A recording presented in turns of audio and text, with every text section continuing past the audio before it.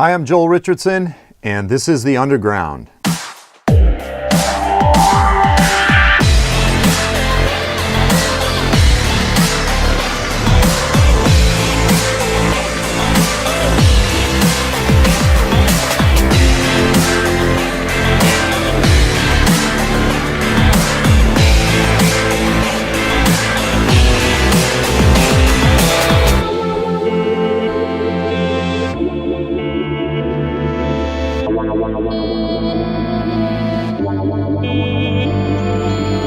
Welcome to this week's episode of The Underground, a program that explores the gospel of Jesus Christ, the testimony of the biblical prophets, current events, the intersection of all of these things and how they relate to you and me.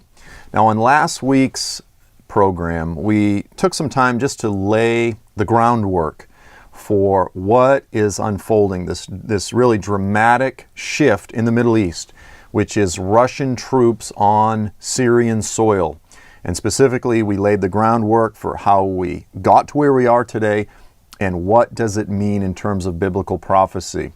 Now, what I essentially laid out is that a lot of people, because of Russian involvement in the Middle East, everybody is naturally going to be asking, is this Ezekiel 38-39? Is this the beginning of the battle of Gog and Magog? And I've already seen a few articles online on some of the biblical prophecy-oriented websites, asking this question, saying this is probably the beginning.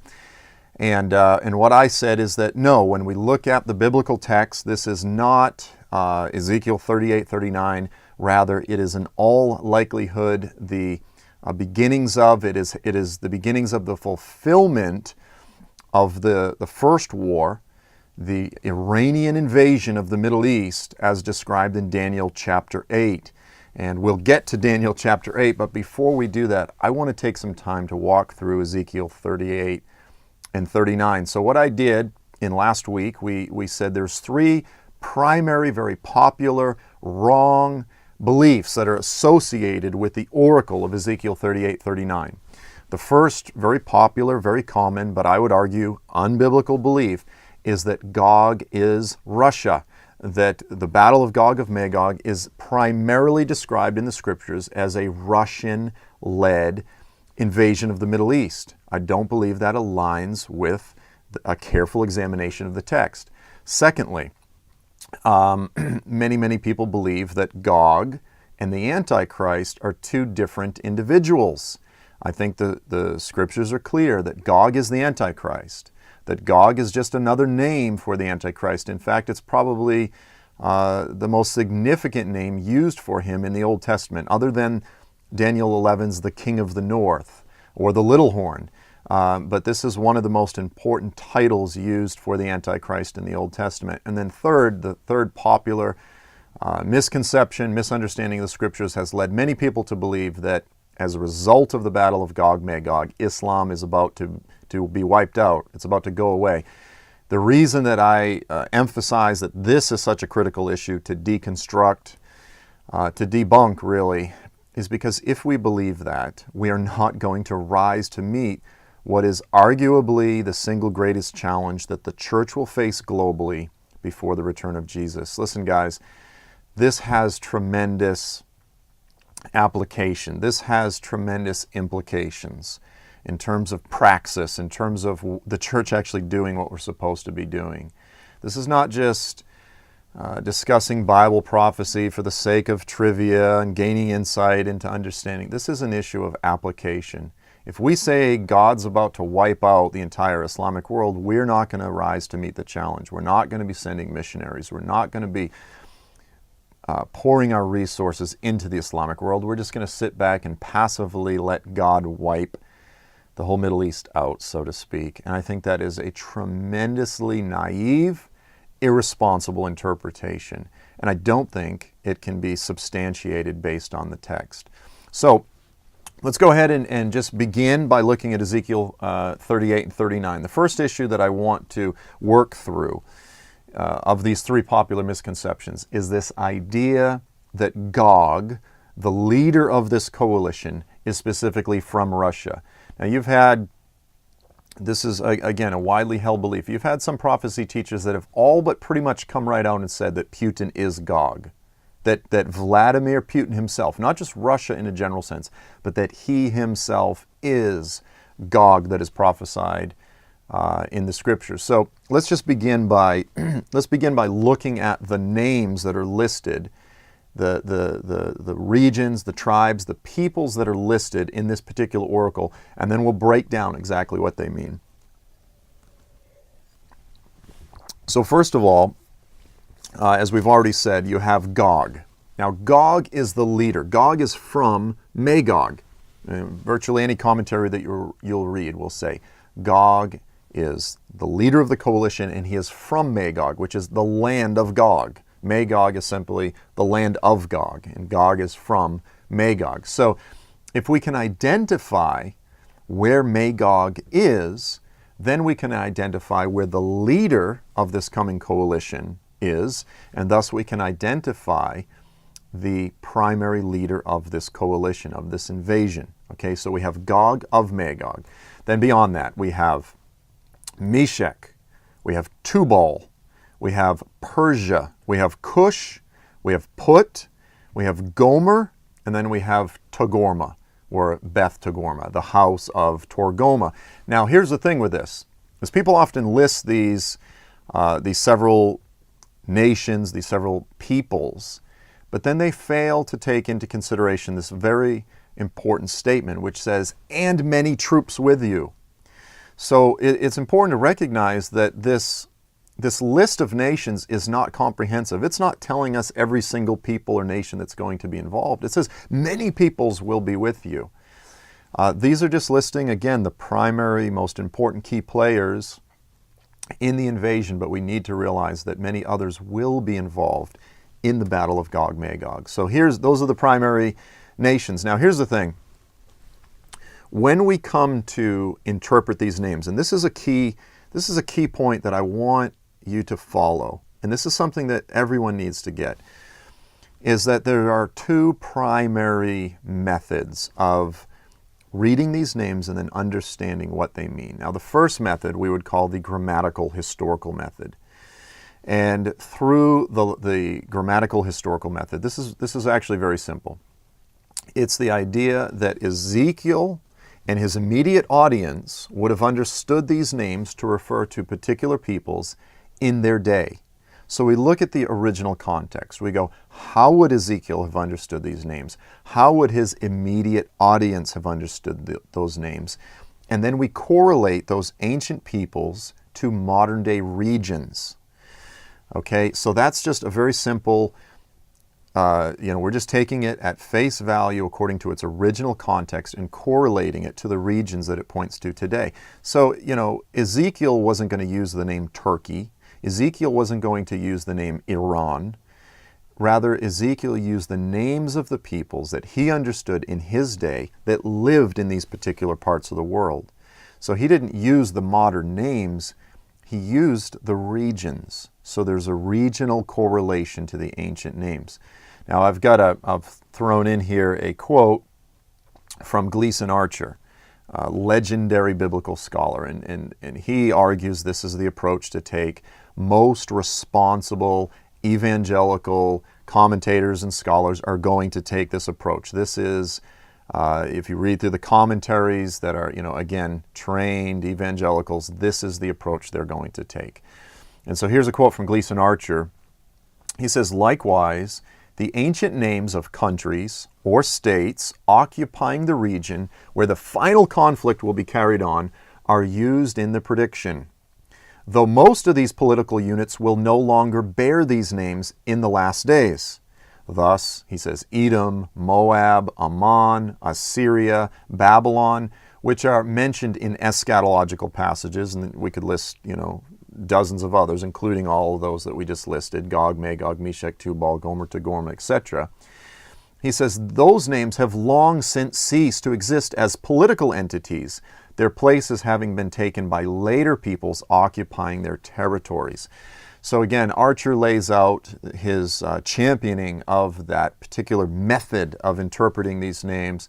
In my book, Mideast Beast, I also cite Dr. Tommy Ice, who also argues for that perspective. Again, anyone who is a well-trained evangelical scholar is going to take that approach. Now, the other method of interpreting and trying to identify these names, this is something that I jokingly refer to, this method.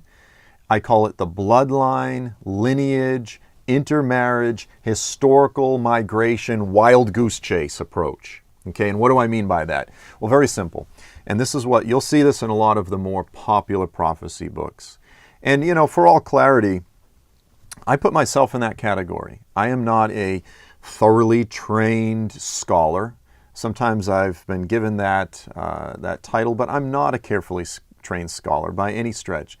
I'm simply someone who's doing my best to look to the commentaries, draw out the meaning, again, look at history, and just in a very careful, responsible way, lay this stuff out. But when you look at a lot of these popular prophecy books, again, not the more scholarly commentaries, you see people taking this bloodline, lineage, intermarriage, migration, wild goose chase. And what do I mean by that? Well, this is where you take, for instance, the name Magog. And you say, well, Magog in Ezekiel's day, yes, that would have been in Turkey or in Asia Minor. But after Ezekiel's day, the Magogites, they became the Scythian peoples, and they migrated out of Turkey, out around the Black Sea, out through Romania and Moldova and Ukraine, up into Russia, and then they spread across the Russian steppes, and then maybe some Scandinavians came down and they intermarried. And so essentially, when I say the wild goose chase, what I mean is you have to pull out all of these historical texts, work through the bloodline, the intermarriage, tracing these particular ancient peoples. And we're going back to the beginning of the Table of Nations in Genesis. We're going back to thousands of years ago and trying to trace them down through history. Now, that's not impossible, but it becomes very difficult. And it's filled with numerous points where history loses the details of every single people. And we don't know. We can only go to some of these very ancient historical texts to try to work through these things. So in a lot of ways, some of it becomes speculation. Some of it's fairly solid, but you end up, the history of the world is the history of the intermarriage, the intermingling, the migration of so many different peoples. And so it becomes difficult to nail this stuff down with any absolute clarity. Nevertheless, when you look at a lot of these popular prophecy books, this is what they do. They emphasize this historical wild goose chase sort of approach. But here's the thing, and this is critical, and please hear me on this. I've walked through and very carefully, systematically analyzed how several of the most popular, well-known prophecy teachers out there work through these texts. And most often what they do is they switch back and forth from one method to the other, depending on which name they're interpreting. So often, because so many of these guys have tried to say that the Ezekiel 38 and 39 is talking about Russia, when it comes to Magog, again, Gog is from Magog. So if we can show that Magog is Russia, then we've just established that Gog is the leader from Russia, right? Thus fulfilling this popular idea that Putin is Gog. So what they'll do is they'll use the bloodline historical migration intermarriage method. They'll point out that Josephus, for instance, mentioned that Magog became the Scythian peoples. Then they trace the Scythian peoples up to Russia, and they say Magog is from Russia. Okay, so they use that method. Excuse me. They use that method there. But then when they get to the other names, they switch methods. Why? Why do they switch methods? Because if you're not using a consistent method each time, it's like a card trick. It becomes like a parlor trick. And I'm not picking on anyone saying they do that on purpose, but it really is kind of a deception. We need to choose a method and stick to it and be consistent. If you want to use the bloodline lineage migration with Magog, you have to do it with all of the names in the prophecy. And then you have to stick with the results, regardless as to where they lead. You can't just say, well, in our day, it seems like Russia's the big bad guy. They're the big atheist, anti-God entity. That's been the position, for the past few generations. Now it's interesting. They're sort of turning back to sort of a Russian Orthodox, sort of Russian Orthodox nationalistic approach to things. But before that, it was Russia, the great atheist nation. Thus people, all these Western, American particularly, prophecy teachers, they would read Russia into the text and try to cast Russia as the leader of this evil end-time coalition that's going to get wiped out. But again, they would not do so by using a consistent methodology. So what happens if you do use a consistent methodology? This is interesting. Now with Magog, again, who did Magog become? If we do the wild goose chase, if we do the historical method, the Magog peoples became peoples from the following nations: Russia, Belarus, Ukraine, Chechnya, Dagestan, Hungary, Finland, Estonia, Siberia, Poland, the Czech Republic, Croatia, Bosnia, Montenegro, Serbia, Slovenia, Slovakia, Bulgaria, Turkey, Uzbekistan. Then you get over to the Central Asian, Tajikistan, Kyrgyzstan, Turkmenistan, Kazakhstan, Armenia, Georgia, Scotland, and even a few others. So here's the thing is, even if you use this sort of bloodline lineage thing, it doesn't just point to Russia. It points to many, many, many different nations. But again, that's not very popular. It's not very popular to say the coming Czech Republic invasion of Israel, the coming Scottish invasion of Israel. So what people have done is they've focused on Russia. Well, what else? Because again, if we use that method, we need to be consistent. What about Tubal? What if we do the wild historical goose chase with Tubal? Well, the Tubal people, they became the people today that make up Ireland, Scotland, Wales, England, the United States, New Zealand, Australia, Canada, as well as Azerbaijan, Armenia, Georgia, Spain, Portugal, Mexico, South America. Okay, now if you were to write a book today that says the coming South American invasion of Israel, that's not really going to make a lot of sense. People aren't going to buy that, right? So people instead focus on Russia. But so this is what they do, is they'll somehow use this selective method by interpreting the names to point to Russia. But then when they get to Tubal, when they get to Meshach, when they get to Gomer, they switch to the grammatical historical method. And usually, most books today, or at least in the past, let's say 15 years, would say that Tubal is pointing to Turkey. They stick with the more responsible method for interpreting Tubal, but they switch when it comes to Magog. Now, even Dr. Thomas Ice, who, in my analysis, Dr. Ice is one of the most responsible interpreters, and I had the chance to debate him on Up for Debate Radio a few months ago, and we discussed this issue. And, you know, he said on the radio, he said, listen, he said, I come to the conclusion that Russia is the leader of this, not through any bloodline, genetic interpretation, he said, but strictly through grammatical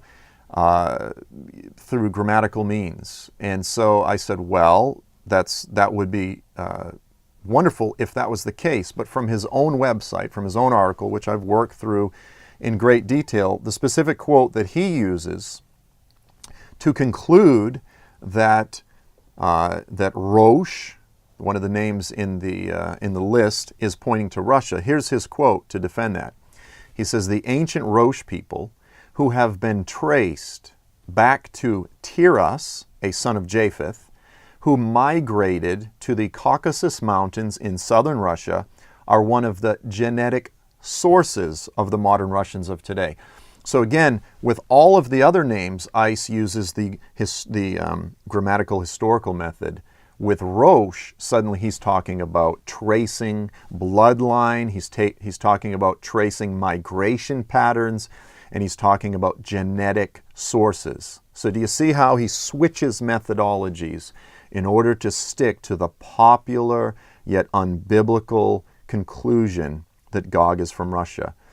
If Dr. Ice was consistent with his interpretation of Rosh, then he would conclude that Tiras became the Thracians, and it points to basically Italy and the Greeks, and perhaps it could include some peoples from Russia, but he would have to include all of those other names, which no one does. Dr. Ice doesn't do it, no one does it. So again, I've kind of laid out for you the different methods and how people have basically pulled the wool over the eyes of so much of the church. And so many people in the prophecy community today are absolutely convinced this is pointing to Russia. But if we stick with the simple historical grammatical method and we're consistent and we're responsible, then where do we end up? Then where do we end up? And so let's just look at this.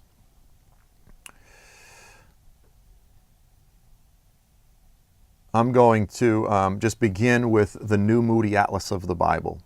The New Moody Atlas of the Bible, and I've thrown up some images here. Now for clarity, I artistically modified these just to make sure that I'm not violating copyright, but I want to put these up here so that you can see them. If you're to go to the New Moody Atlas of the Bible, you'll see that I've accurately represented exactly what they have in terms of the locations, but I've changed it visually. Again, I just don't want to violate copyright. But you look at the New Moody Atlas of the Bible, you have Magog, Meshech, Tubal, Gomer, and Togarmah. Where are they? They are in Asia Minor. That's modern-day Turkey. Okay, that's not Russia. Magog is squarely placed in Asia Minor. Why? Because in Ezekiel's day, they would have been in Asia Minor. Back in Ezekiel's day, going all the way back. And Ezekiel's worldview, by the way, would have been informed by the Table of Nations in Genesis 10 and 11. So when you say, how would a biblically literate Jew of Ezekiel's day have understood these? Their worldview would have been based on the Table of Nations. And so based on the Table of Nations and the worldview of that particular day, Magog, and really 5 out of the 8 or arguably 9 names listed are all in Turkey. What else? Well, we've got the Zondervan Atlas of the Bible. Again, Magog, Meshech, Tubal, Gomer, Togarmah, all where? Modern day Turkey. It's not in Russia, it's in Turkey. What else? Well, the Holman Bible Atlas, again, validates the exact same locations. We've got the IVP Atlas of the Bible. Once again, Magog, Meshech, Tubal, Togarmah, all in Asia Minor, Turkey. Okay? Why is it that the Bible atlases, the conservative, responsible Bible atlases, place them all in Turkey? Because they don't have some prophetic bone to pick. They're not trying to make some point. They're not trying to validate their particular teacher that came before them. They're simply looking at the locations as history reveals it. And it points to Turkey over and over and over again. Now, when we look at what's unfolding in the Middle East, right now you have Russia that has joined with Syria and Iran. Now, clearly Persia, in Ezekiel 38 and 39, that's Iran is Persia. Clearly Persia is part of the Ezekiel coalition. And so people go, well, Russia, Iran, they've always been taught that Russia's part of it. And so they see Russia siding with Iran. They say this is it. The problem is that Turkey is fundamentally opposed to what Russia and Iran and Syria are doing. In fact, the past few years, all evidence points to the fact that there has been a war unfolding between Turkey and Iran in the region, that ISIS has largely been doing the dirty work for Turkey, and that ISIS has basically been Turkey's proxy. It's been Turkey's junkyard dog in the region, as Turkey has been waging a war against Assad, who is again an Alawite, who is beholden to Iran, against the Kurds in the north, because the Turks are always opposed to the Kurds because the Kurds want to take a big part of Turkey for their own autonomous nation, as well as Turkey's war against Iran. Again, because Iran wants to control much of the Middle East. Turkey wants to control much of the Middle East. Iran wants to control much of the Middle East. And so whereas Turkey has been using ISIS, again, once more for clarity, against Assad, against the Kurds, and against Iran, Iran has been using Assad as well as Hezbollah in Lebanon in its larger regional proxy war to control the region. So listen, Russia is siding with Iran. But notice that this is not primarily a Turkish-led coalition. No, this is fundamentally conflicting with Turkish interests. Now, Turkey may do some things to sort of make it look like they're going along with it, but believe me, right now the AKP party, the government in Turkey, is freaking out because this is a major game changer. Russia is siding with Iran. Russia, by the way, is attacking American-backed troops in Syria. This is putting the conflict that is developing right now is tremendous. You have American bombers and Russian bombers flying in the same airspace. What if Israel wants to interject and do something against Assad or against Iran? Well, suddenly now they're doing it against Russia. What if the United States accidentally hits some Russian troops? What if Israel acts in the region and actually takes out some Russian troops? What will this lead to? For this week's program, we are offering What Comes Next in the Middle East Bundle. This important resource bundle includes the following powerful 6 resources. Joel's newest teaching DVD, What Comes Next in the Middle East. This 3-session teaching DVD examines the 2 critical passages of Daniel chapter 8 and Isaiah 19. Understanding what is happening right now in the Middle East and what may be next on the prophetic horizon. Second, you will receive the documentary film, Better Friends Than Mountains, a film about ISIS, the Kurdish people, and the gospel of Jesus Christ. This beautifully made film will inspire and move you to learn what the Lord is doing right now in one of the world's most active crisis zones. Finally, you will receive 4 copies of Dear Muslim Friend. This highly recommended book answers all of the primary objections to biblical faith commonly brought up by Muslims. Not only is this a critical book for all Christians, but it was specifically created to give away to Muslims. Together, these items are valued at over $60. But when you purchase all 6 items at the discounted rate of only $50, you help support this ministry. Go to joelstrumpet.com and order the What Comes Next in the Middle East bundle. So again, we've just begun to work through Ezekiel 38. We've begun to address this key issue. Who are the peoples involved? Is it Russia or is it Turkey? And again, the emphasis of the prophecy is a Turkish-led coalition, not a Russian-led coalition. But then you say, well, wait a minute, Joel. How is it that Iran, if Turkey and Iran are opposed to each other, how is it that Iran will come under Turkey? And this is where I believe Daniel 8 reveals that Iran is going to be defeated by Turkey. Before we even get to Ezekiel 38, Turkey is going to defeat Persia. And so this is going to be a major event that needs to take place, some major wars that need to take place before we get to Ezekiel 38. So we've just begun to really address some of the main interpretive issues, to reveal why what's happening right now is not Gog Magog. It's a preliminary, it's leading up to it.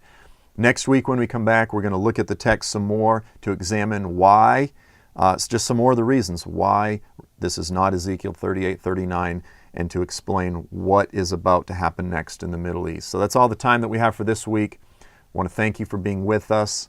I'm Joel Richardson, and this is The Underground.